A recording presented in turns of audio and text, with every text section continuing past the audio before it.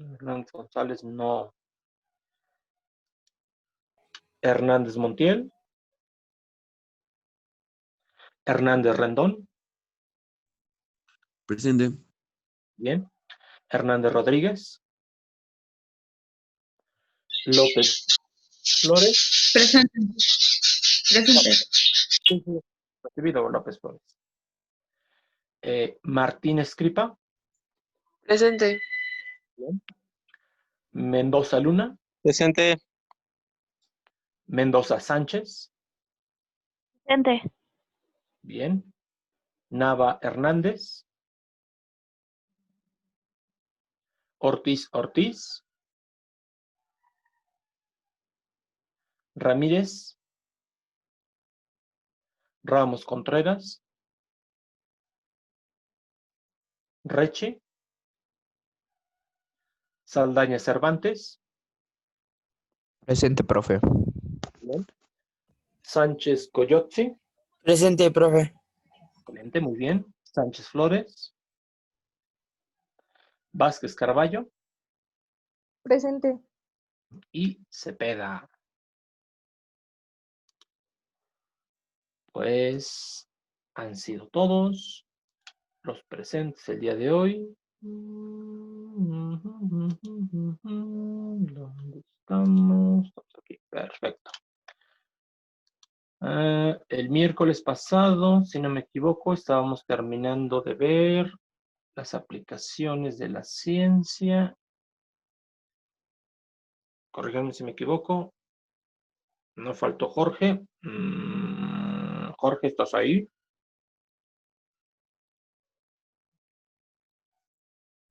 Sí, profe. Sí, ahí estás, perfecto. Sí, sí, gracias. Tú ahorita no estás, digamos, en esta lista, pero no te preocupes. Se supone que el día de hoy ya me entregan las nuevas. Y desde luego que ahí ya te voy a registrar tus asistencias y obvio no tienes ningún problema. Sí, profe, gracias.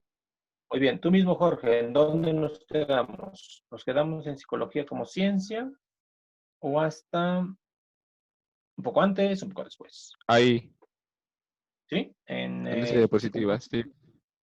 Perfecto, muchas gracias. Sí, profe. Entonces vamos a retomar este punto.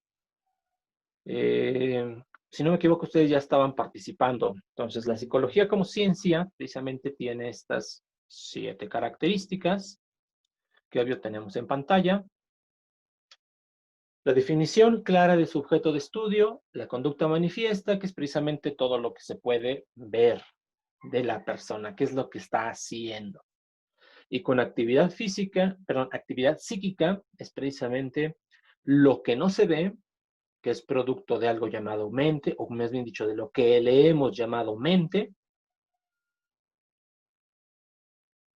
y que desde luego está relacionado con la fisiología o la biología, en este caso del cuerpo humano. La actividad del cerebro, en su conjunto, posee facultades cognitivas, habilidades afectivas, que cuando se combinan dan como resultado una actividad mental o un proceso psíquico. El empleo del método científico, en este caso porque es precisamente el que reina como método, o la observación sistemática, la experimentación, la definición y medición clara de variables. Metódica, porque precisamente se guía precisamente por una serie de pasos, la definición y estructuración de un problema, la observación, establecimiento de hipótesis, un sistema obvio de comprobación que está relacionado con el punto número 5, que es verificable en este caso todos los conocimientos, y desde luego que se emplea el método de la experimentación. Se obtienen precisamente conclusiones y se contrastan con la realidad. Sistemática, porque en cada uno de estos pasos que tiene el método, también tiene su sistema, una forma muy clara de cómo deben hacerse las cosas y no debe de omitirse ningún paso para que, obvio, se logre.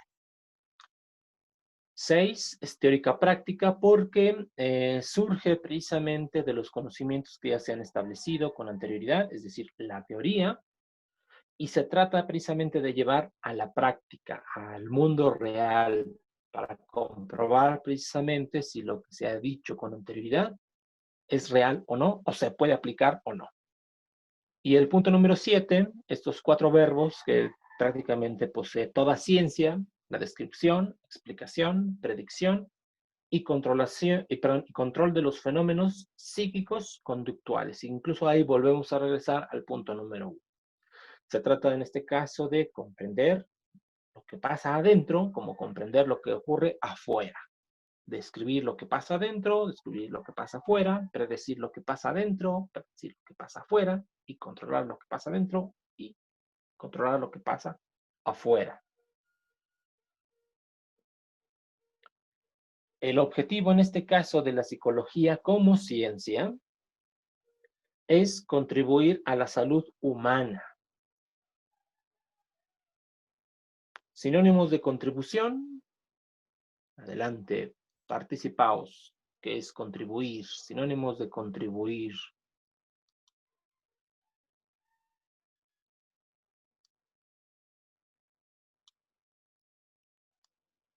Participen a través del chat, levantando la mano. Orlando, te escuchamos. Ayudar. Ayudar, muy bien. Ayudar. Muy bien, muy bien. ¿Quién más? Alberto, creo que habéis hablado. Te escuchamos. Sí, sí, fue yo el que dije ayudar. Ayudar, perfecto. Orlando. Bueno, también puede ser aportar algo, ¿no? Excelente, muy bien. Citlali. Cooperar. Operar, excelente. Entonces, con estos fenómenos, perdón, con estos sinónimos, nos damos cuenta precisamente de que, Florencia, adelante. Auxiliar. Auxiliar, perfecto. Entonces, ¿se dan cuenta? Están hablando de pequeñas partes. En consecuencia, si solamente ayuda, auxilia, coopera, significa que existen otras ciencias que tienen el mismo objetivo, que es contribuir a la salud humana. Y obvio, esas son las ciencias médico-biológicas. Medicina con todas sus divisiones, incluso la odontología, la oftalmología, en fin. Es una pequeña aportación de todo obvio, de todas las ciencias. Pero en este caso se va a distinguir la psicología de las ciencias médico-biológicas porque mezcla, combina, en este caso, lo psicosocial, es decir, lo mental y lo social, cosa que difícilmente puede hacer las otras ciencias, precisamente las ciencias médico-biológicas. Solamente se basan en lo biológico, en lo fisiológico, lo que comprende solamente a el cuerpo humano, pero no a los procesos, obvio, que vienen desde dentro.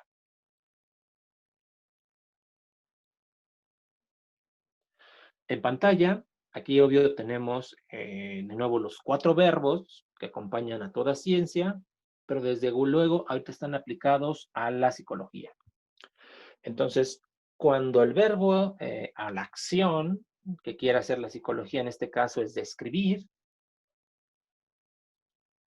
la pregunta sería, ¿cómo es?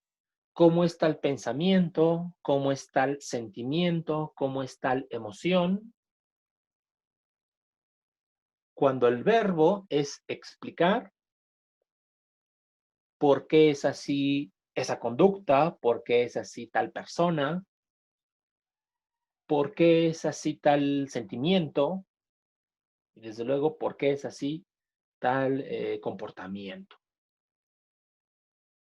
En el caso del verbo predecir, tener mucho cuidado. Esta predicción se sustenta precisamente en la probabilidad y en la estadística. Por lo tanto, ¿cuál es la probabilidad de ocurrencia de que un sujeto se quite la vida? ¿Cuál es la probabilidad de ocurrencia de que un sujeto actúe de forma violenta en su trabajo, en la escuela o bien con su familia?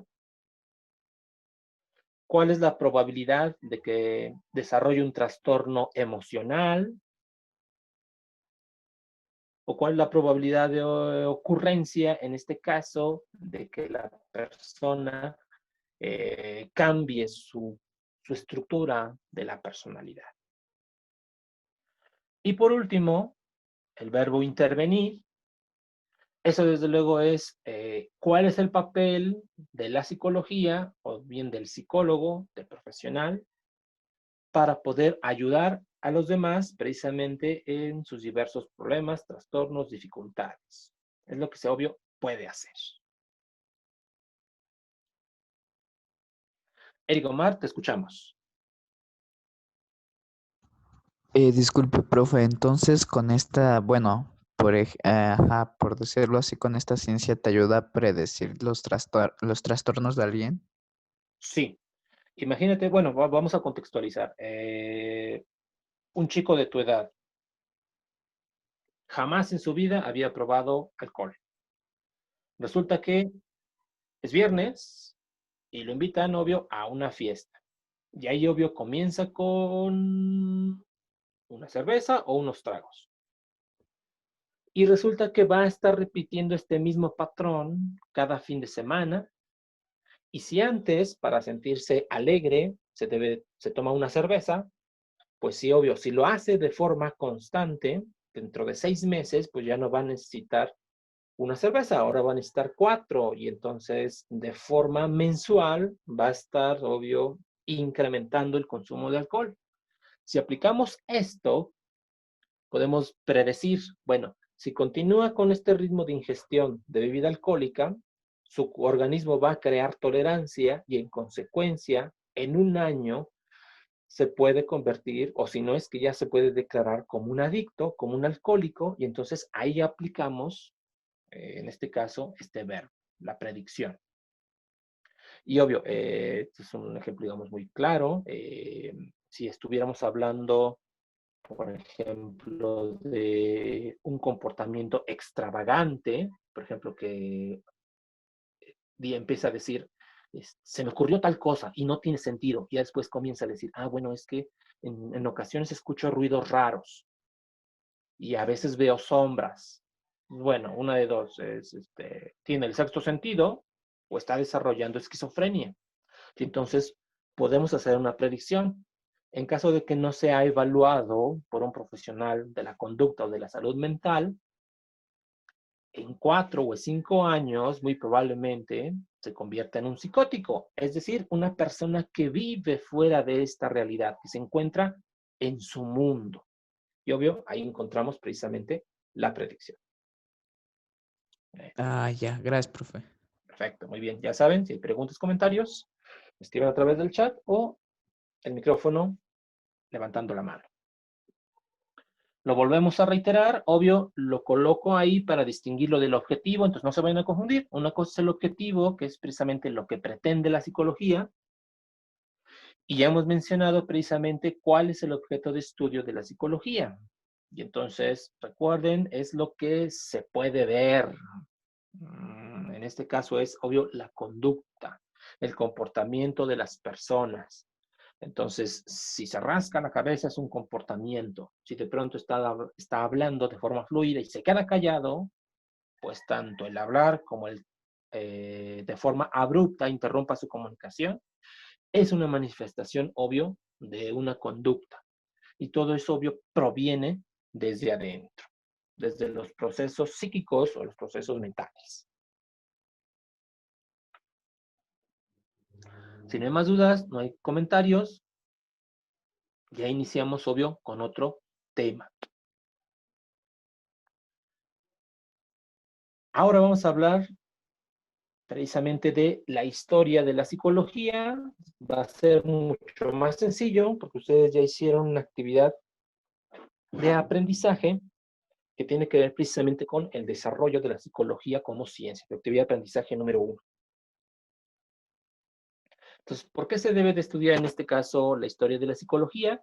En pantalla tenemos a un filósofo, no es necesario que pasen esto, es Friedrich Nietzsche, nada más vamos a mencionarlo porque él como filósofo y crítico en este caso de la historia, concuerda que a través de la historia se establece la verdad histórica, y este es precisamente, o consiste en establecer categorías psicológicas o valores precisamente para poder homogeneizar los hechos que ocurren en un determinado tiempo y espacio.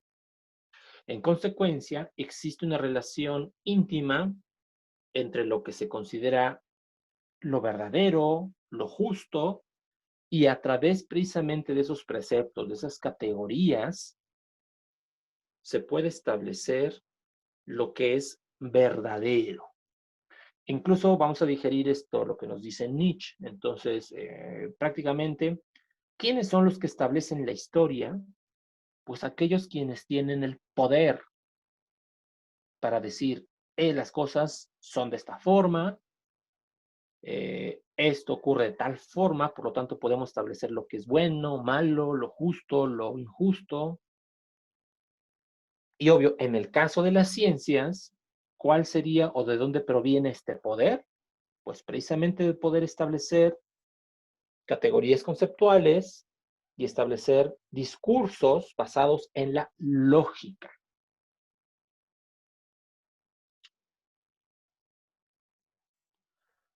Aquí, de todo este párrafo, lo importante es esta palabra en rojo, la psicologización. ¿Qué significa eso? Que los seres humanos a lo largo de la historia lo que han hecho es interiorizar todo lo que ocurre afuera de ellos. Lo procesan, le dan una interpretación. Y gracias a estos preceptos es como pueden acomodar toda la información, todos sus sentimientos, obvio que todo está dentro de ellos, para después poderlo exteriorizar en forma de una conducta. ¿Qué significa esto? Y ya lo hemos tratado desde el inicio del curso, que las personas aprendemos a ver la realidad, aprendemos a juzgar la realidad. Y conforme a estos preceptos, a estas ideas que se nos han dado, se nos han inculcado, obvio, a través de la cultura, es como formamos nuestros sentimientos, nuestros pensamientos, y en consecuencia nosotros obramos o bien actuamos. Eso es. Entonces, los orígenes de la psicología los tenemos que encontrar precisamente en antigua Grecia. En pantalla tienen precisamente parte de las pinturas de Miguel Ángel, aquel pintor florentino del Renacimiento. Precisamente esta imagen se encuentra en la Capilla Sixtina en Roma, y este autor la coloca ahí porque reconoce, en este caso, el origen del pensamiento occidental y desde luego la cuna de la ideología de las religiones cristianas. Y entonces es gracias precisamente a los griegos que la Iglesia Católica obtiene su poder, su ideología. Para poder comprender cuál es la relación, obvio, de los griegos con todas las ciencias en general, especialmente, obvio, la psicología, hay que entender su modo, su estilo de vida. Entonces, los griegos se creían precisamente el centro del mundo y por lo tanto, ellos se consideraban como eso, como los ciudadanos a los cuales tenían el poder y, obvio, la obligación de guiar a los demás.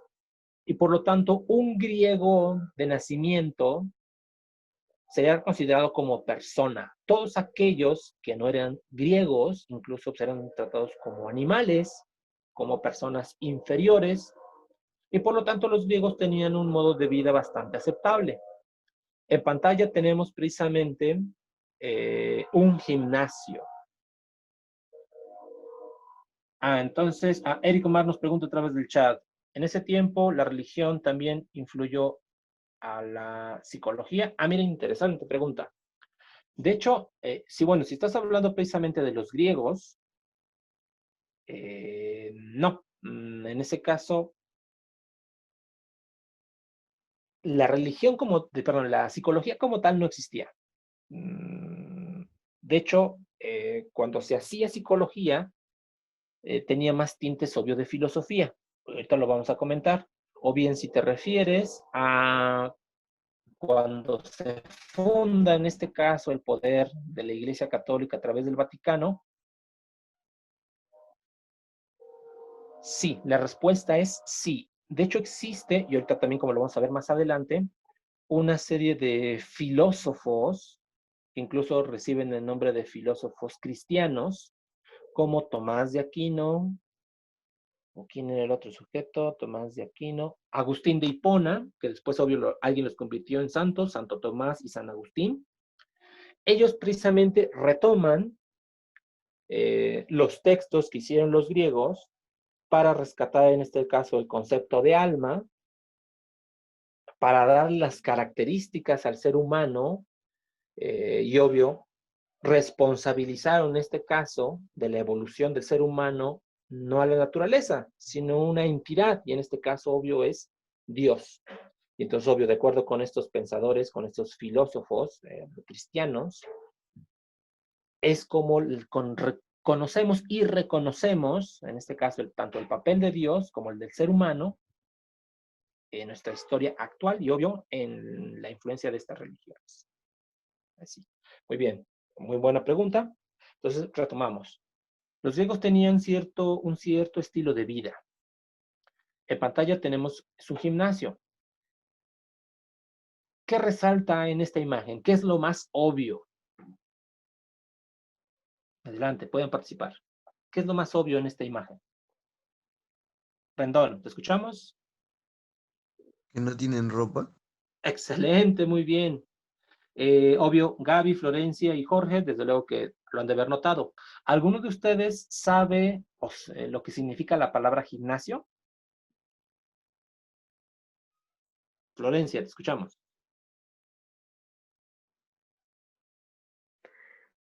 ¿Gimnasio, profe? Sí. ¿O por qué tienes levantado tu manita? Ah, porque la levanté para responderle lo de que se notaba mucho. Está desnudo. Ah, bueno. Entonces, de hecho, la palabra gimnasio significa ejercitarse desnudos. Y eso es lo que hacían en los gimnasios. Se quitaban la ropa y sí, hacían ejercicio. De hecho, en pantalla también tenemos, en este caso, la representación de un deporte que ellos hicieron famoso, obvio, mucho después, que es precisamente la lucha griega. Los romanos, posteriormente, cuando se formó un imperio y prácticamente llegó a Grecia, modificó ciertos movimientos, los perfeccionó y de ahí nace esa disciplina llamada la lucha greco-romana, que consiste precisamente en el contacto cuerpo a cuerpo, llaves y desde luego que se ha convertido en un deporte olímpico. Y es curioso el estilo de vida que tenían los griegos, porque era normal en este caso la bisexualidad humana, era normal. Entonces un hombre podía tener relaciones sexuales con otro hombre, pero las normas morales no lo dictaban que lo hiciera en cualquier lugar, y mucho menos en su hogar. Y entonces por eso se inventaron los gimnasios. De hecho, ahí por lo regular iban los hombres. Y entonces cuando deseaban tener una relación homosexual, iban a los gimnasios y digamos ahí era el lugar permitido para que tuvieran sus hechos. Y obvio, además de hacer ejercicio. Las mujeres también podían tener prácticas homosexuales, pero ellas no iban al gimnasio. Ellas iban a lugares muy parecidas a los que son café en la actualidad. Y entonces, obvio, ahí se reunían con otras mujeres, conversaban, y obvio, si ellas lo permitían, había una conexión, como dicen actualmente, había un clic, pues podían tener una relación homosexual, pero desde luego solamente en esos lugares. ¿Qué significa esto? Que los griegos tenían una forma muy distinta de concebir la realidad. Posteriormente, obvio, con el surgimiento de las religiones judeo-cristianas, eso de la homosexualidad se convirtió en un tabú, en algo prohibido. Pero desde luego que eso era normal en aquella época. Ya habíamos hablado precisamente de la etimología de la palabra psicología. Incluso, ahí, obvio, repito, etimológicamente es el estudio o el tratado del alma. Y en este caso, hablando de la semiología de la palabra, del concepto, el alma, esa llamado esencia, ha sido representada en muchas culturas precisamente con una mariposa. Obvio, porque esta sufre una metamorfosis, un cambio, ¿no? Entonces, de transformarse en una oruga, un animal rastrero, se convierte, obvio, en un animal que puede volar y, obvio, es muy bello. Por eso se ha adoptado como un símbolo. Entonces, ¿qué significa esto? Que dentro de algo, de incluso algo mundano, se puede encontrar algo hermoso, algo bello. Y desde luego, la concepción de mariposa está en relación con el alma.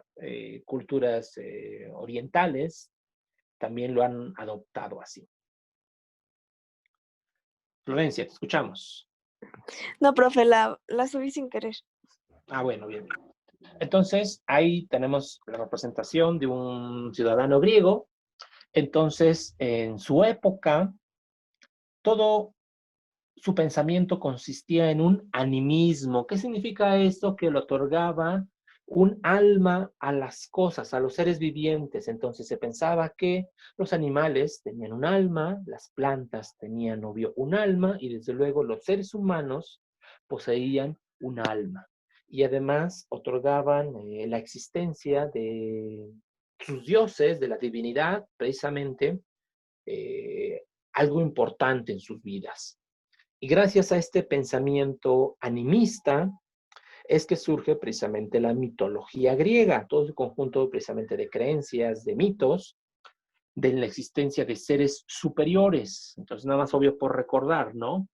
Zeus, que era considerado como uno de los dioses más importantes, tuvo una serie de hermanos y que estos hermanos, obvio, nacieron de otra deidad, de Cronos. Entonces, la madre de Zeus, acostumbrada en este caso al maltrato de su esposo, porque prácticamente la violaba, y ya una vez obvio que tenía sus hijos, Cronos devoraba a sus hijos. En este caso, un día decide engañarlo, coloca unas piedras en un pequeño manto, y entonces llega Cronos precisamente a comerse a su nuevo hijo, que en este caso era Zeus, pero obvio lo esconde.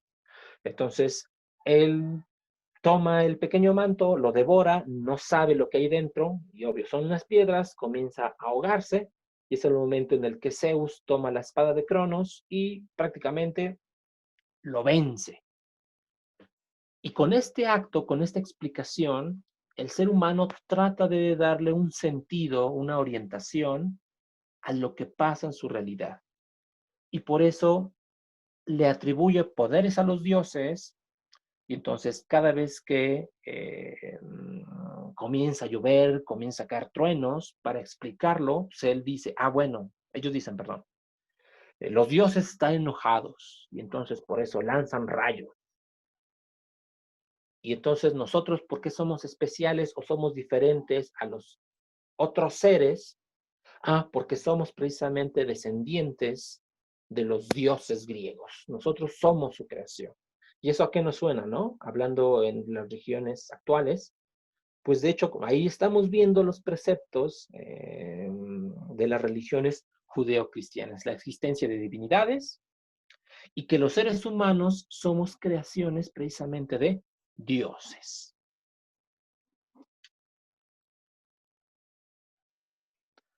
Incluso en el manejo de esta mitología también comenzamos a ver las dualidades. Entonces ahí tenemos precisamente a Hades, que es hermano de Zeus, y precisamente que reta a Zeus por el control del monte Olimpo y colocarse precisamente como un dios representativo de la mitología griega. Entonces Hades, al desafiar a Zeus, hay una batalla, Hades pierde y en consecuencia es castigado, y entonces se le asigna la tarea de que reine en este caso el inframundo, que sea el guardián. ¿Eso a qué se parece en nuestra religión, en las religiones judeocristianas? Pues también existía un ángel, que en este caso reta a Dios, pierde, y entonces es mandado al infierno, al averno. Valeria nos pregunta, ¿qué es dualidad? Pues precisamente polos opuestos. Así como existe el día y la noche, esa es una dualidad. Otra dualidad sería el bien y el mal. La luz, la oscuridad son dualidades. Entonces, lo bueno y lo malo. Pero todo eso son características, digamos, muy generales y que adivinen qué, ahorita estamos hablando de mitología. Pero al fin y al cabo, todas estas características que le están asignando a los dioses, pues no son más que características humanas. Y entonces podemos decir, ah, Dios es bueno, Dios es malo. Pero en realidad, ¿qué queremos decir? El hombre es bueno, el hombre es malo. El hombre es capaz de crear, pero también el hombre es capaz de destruir. Eso es, muy bien, muy bien. Se dice, se sospecha en este caso, muy bien, no, gracias por su participación. Hablando precisamente del imperio griego, de hecho ahí tenemos una representación, aquí estaba la capital, Atenas, y entonces, ¿cómo estaba compuesta políticamente? Pues precisamente aquí estaban las provincias, como Tesalia, Etolia, Peloponeso, Esparta, Melos, Tera, y en esta parte que está en azul es precisamente Jonia. Se dice, se sospecha que en este caso, la filosofía comienza a cuestionarse precisamente la naturaleza del ser humano y este cuestionamiento, este ejercicio mental no provino de la capital Atenas, Grecia, sino provino de esta zona, de Jonia. Y se dan cuenta, pertenece en este caso ya a Asia Menor. Y en esta parte, híjole, se nos ha acabado el tiempo. De hecho, en unos segundos se va a cortar la comunicación. Entonces, muchas gracias por su participación. Cuídense mucho. Retomamos el punto aquí en esta parte para que podamos seguir avanzando. Cuídense Gracias, mucho. profe. Lávense las manos. Tengan buen fin de semana. Buen fin de semana. Bye, bye.